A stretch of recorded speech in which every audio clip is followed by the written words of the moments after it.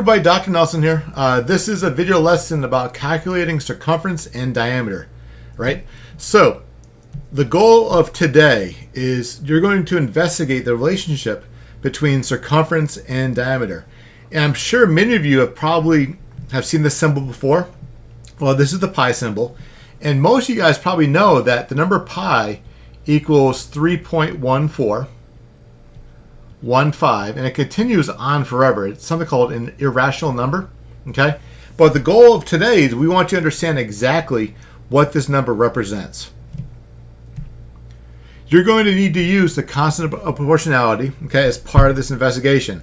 And remember, for proportional data, all right, if we have a y value and we divide it by the x value, that's how we get the k value, which is the constant of proportionality.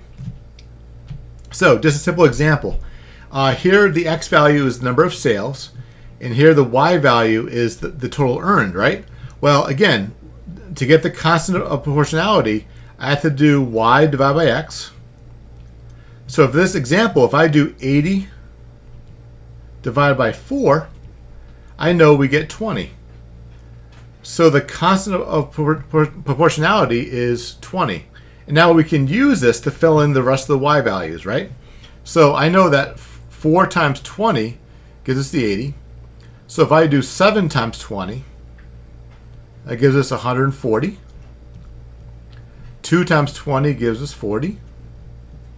1 times 20 gives us 20.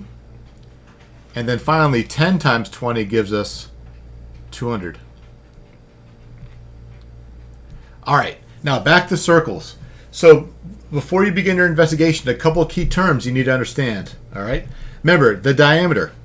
The diameter is the distance across a circle, right? It has to go through the center. So this line right here is a good example of the diameter. Okay, it goes all the way through the center, and it goes through the center of the circle like this. Okay, and then remember, circumference is the distance around the circle, right? People often confuse circumference with area. Well, remember, circumference is the distance. So if I drew a line going all the way around the circle, that distance, okay, is called the circumference.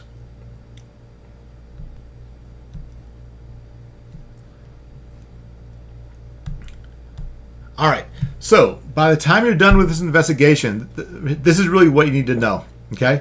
This number pi, the way you figure that out, okay, it's always the circumference divided by the diameter. And that's how we get 3.14159 and so on.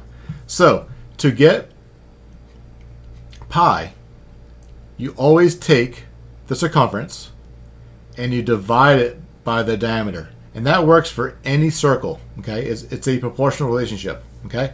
Knowing that, we can also use this to figure something else out, okay?